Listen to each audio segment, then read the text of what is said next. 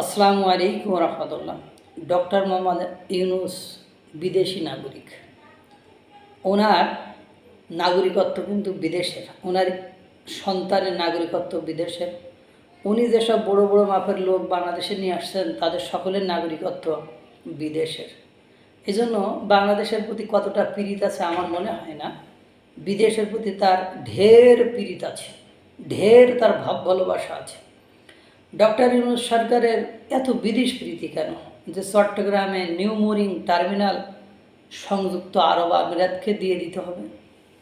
আপনারা জানেন চট্টগ্রাম বন্দরে নিউ মোরিং টার্মিনাল যন্ত্রপাতি সব কিছু আছে এবং বন্দরের যারা কর্মচারী তারা খুব দক্ষতার সাথে কাজ চালাচ্ছে দীর্ঘদিন ধরে, কোনো রকম সমস্যা নাই এবং তারা সক্ষমতার বাইরেও ওঠাতে নামাতে পারে।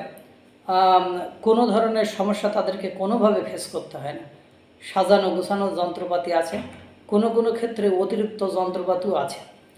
তবু বিদেশ প্রীতির কারণে ডক্টর মোহাম্মদ ইউনূস সরকার নিউ মোরিং টার্মিনাল বিদেশিরা হাতে তুলে দিচ্ছে। আমাদের যারা এখন চালাচ্ছে তাদের অন্যায়টা কোথায়, দোষ কোথায়, ব্যর্থতাটা কোথায়? বিদেশিদের প্রতি যদি এত ভাব ভালোবাসা থাকে তাহলে অন্য টার্মিনাল দিন, যে টার্মিনাল অকার্যকর আছে সেটাকে কার্যকর করেন, অন্য আর একটা বানাতে বলেন, অন্য টার্মিনাল দিক। কিন্তু নিউ মোরিং টার্মিনাল যেটি অত্যাধুনিক যন্ত্রপাতি সজ্জিত নিয়মিত কার্যক্রম চলছে সেটি কেন দিতে হবে? কেন দিতে হবে এর ব্যাখ্যা নেই। কিন্তু সেই রকম একটা চুক্তি সম্পাদিত হতে যাচ্ছে বা হয়েছে। আওয়ামী লীগ আমলে অনেক চুক্তি এই সরকার বাতিল করেছে, বাতিল করে দিয়েছে, কিন্তু এই চুক্তিটি সরকার বাতিল করে নাই, বা বাতিল না করে সেটা অক্ষত অবস্থায় রাখছে। কেন রাখছে?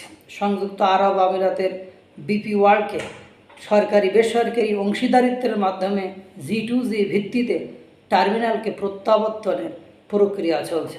এর বিরুদ্ধে বন্দরের শ্রমিকরা আন্দোলন ও বিক্ষোভ করেছে। আমাদের টাকা পয়সা দিয়ে বন্দর তৈরি ও যন্ত্রপাতি কেনা হলো আর এখন বিদেশিদের দেওয়া হবে। চিন্তা করেন, একটা সুসজ্জিত, সেখানে কোনো ত্রুটি নেই, বিচ্যুতি নেই। বিদেশির ওদের দিলেই যে প্রফিট আসবে বা লাভ আসবে সেটাও না। সেখানে মানে কোনো ধরনের ত্রুটি নেই, না যান্ত্রিক ত্রুটি, না শ্রমিক ত্রুটি, না কর্মচারী ত্রুটি, না প্রযুক্তিগত ত্রুটি, কোনো ধরনের ত্রুটি নেই। অথচ সেটাকেই আপনার সংযুক্ত আরব আমিরাতকে, এই সংযুক্ত আরব আমিরাত কাতার না, এই কাতার থেকে ঘুরে আসলো না। বুঝছেন কিছু? বুঝছেন? এ হলো অবস্থা। এক সময় দেখা যায়, এদিকে দেখেন আমাদের চট্টগ্রাম অঞ্চলে আরাকান আর্মিরা ঢুকে পড়তেছে। স্টার্লিং এদেশে এত দ্রুত আসছে কেন জানেন? এটা নিয়ে সরকার মুখ খুলছে না কেন? শুনলাম যে স্টার্লিংয়ের সুযোগ সুবিধা নাকি আরাকান আর্মিদের দেওয়া হবে। এই আরাকান আর্মিরা স্টার্লিং ব্যবহার করে দ্রুত যোগাযোগ, কমিউনিকেশন ইত্যাদি ইত্যাদি তাদের ফাংশন করবে। এই জন্য এই সুযোগ সুবিধাটা এত দ্রুত নিয়ে আসা হচ্ছে। এটা নিয়ে বিভিন্ন মিডিয়ায় কথা হচ্ছে, বিভিন্ন মহলে কথা হচ্ছে, কিন্তু সরকার কিন্তু মুখ খুলছে না। বুঝতেই তো পারতেছেন, মানে ঘটনা কিন্তু ঘটে গিয়েছে। কত দিকের বিবাদ, মানে বাংলাদেশের আর কোনো কিছু বাংলাদেশে থাকবে বলে মনে হয় না। সব কিছুতে যেভাবে আমেরিকা ইন্টারফেয়ার করছে, অর্থাৎ হস্তক্ষেপ করছে, আমেরিকা সব কিছুতে যেভাবে আধিপত্য বিস্তার করছে, তাতে করে শনি আমাদের কপালে শীঘ্রই আসছে। ওয়েট অ্যান্ড সি, দেখতে থাকুন। আল্লাহ তাআলা সকলকে ভালো রাখুক, সুস্থ রাখুক। আসসালামু আলাইকুম ওয়া রাহমাতুল্লাহ।